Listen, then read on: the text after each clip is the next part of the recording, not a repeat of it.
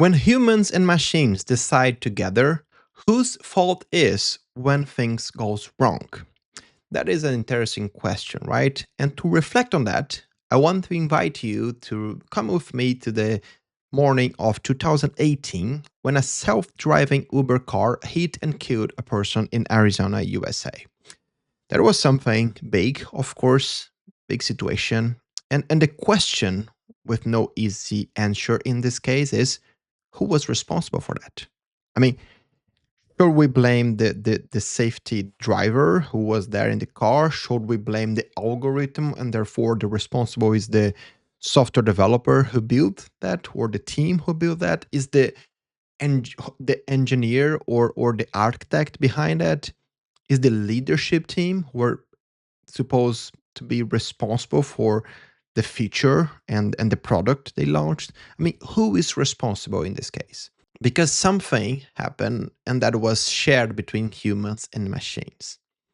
And we know that more and more things are going to happen in this direction, right? So the question here is how to treat those kind of situations. Trying to reflect and bring some light on this topic, we have an interesting research which was published in the MIT Sloan Management Review in April 2026, where basically they are calling it the narrative responsibility. It's a way to like rebuild the real story and try to understand what was behind the failure. I mean, we have an algorithm there, we have a machine making decisions, but of course we have people who were involved in building that solution.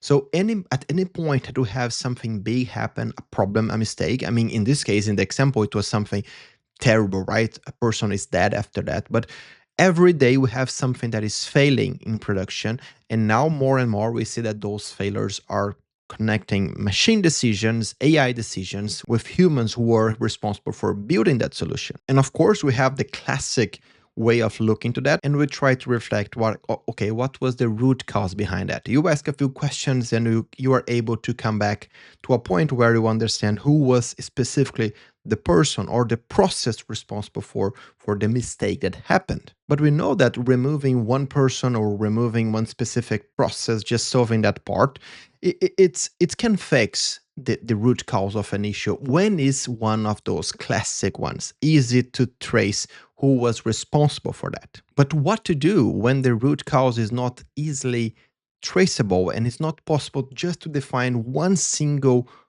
cause or one single source for the issue that happened? In a very similar way, we had a case with an Amazon delivery drone in 2022. It happened in Oregon, USA as well, where a delivery drone just crashed in the middle of the air and it crashed in the middle of the city. And the whole team at Amazon, they were basically responsible for that. And the responsibility is spread over the coders, the software developers, it's spread over the leadership team, everyone who were responsible to put that to run over a city. It could be much more catastrophic. So yeah, the whole team was responsible, not like a one single person was pointed as the only one responsible for that. And Amazon tried to bring that for their lessons learned as a company. The problem, and the study is trying to highlight that, is how we are going to build some boundaries behind those decisions to not only make sure that we know how to treat the problem when it occurs, but also we are able to incorporate that, to bring that as the way we actually build our things. You know, it was the same with security in software development. In the past, we tried to look for data security, data privacy, all those things as something that you solve, right? You have problems, you solve the issue, great. We cannot afford that anymore in the kind of world, digital world that we are living right now. So basically, we have security and data privacy, all those things inherited in building a good feature, in building a good product. We should think on that from the whole chain perspective.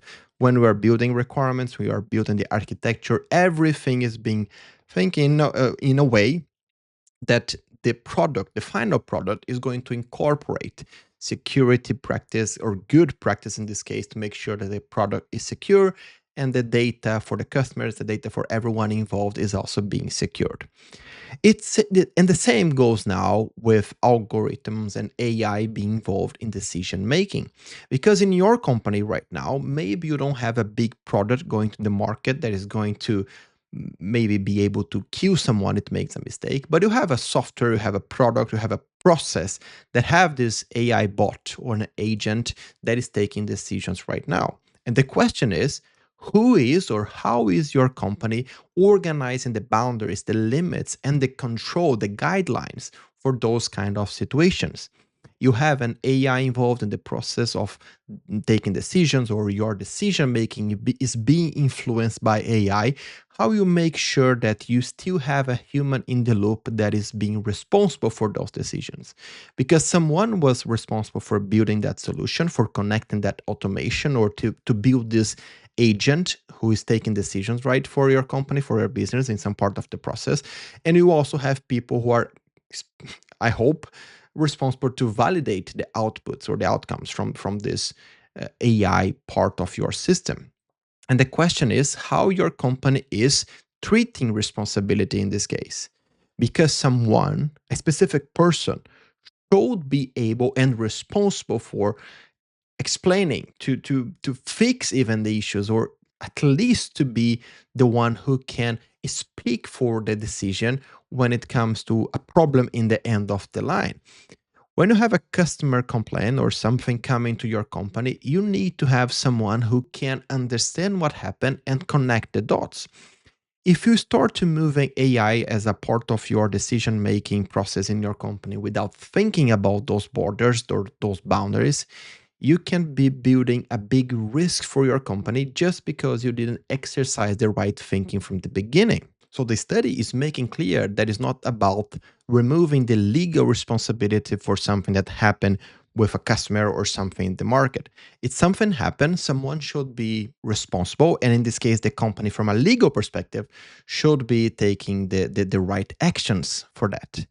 But the reflection here, back to the whole discussion, it's how your company is treating those discussions right now, because this is the moment that we are building where those discussions should happen. If your company is taking serious this moment we are living, where we have algorithms and AI being part of the decision making, I hope that you as a manager, as a leader, can start influencing more on the discussion on how those boundaries are going to be decided and who is responsible for which part of the decisions that are taken from your company. So the final reflection for you as a leader, as a manager in a company, is how you can influence for this discussion start to happen right now. You have algorithms, you have the AI agent, you have all those things being part of your system right now. How are you talking about responsibility and ownership for these things when problems start to arrive? And finally, the big lesson here is when something is failing near to you, in your team, in your company, are you just trying to find someone who you're going to blame for that? Or are you really going to take the responsibility and ownership to bring the lessons learned from that and discuss and bring internally a way that we are going to prevent that will never happen again in your company? The responsibility is still yours. Don't blame the AI, don't blame the tool, because people working to build that are also responsible. But you need to find a way that your company can internalize this knowledge. And as I said, bring that in a way that is part of what you're building and not just something that you get concerned when a problem arrives.